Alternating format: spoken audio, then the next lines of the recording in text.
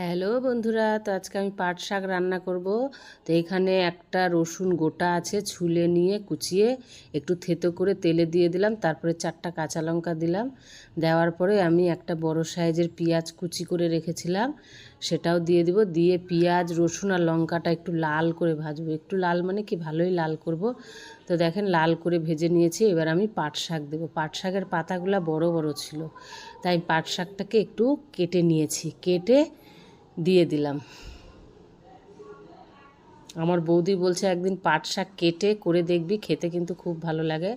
তারপরে আমি লবণ আর হলুদ দিয়ে দিলাম। এবার আমি পাট শাকটাকে ভাজবো। আর এটা কিন্তু মিঠা পাট শাক, তিতাটা না। তিতা পাট শাক কিন্তু ভাজাটা খুবই তিতা লাগে, ভাল লাগে না। এটা মিষ্টি।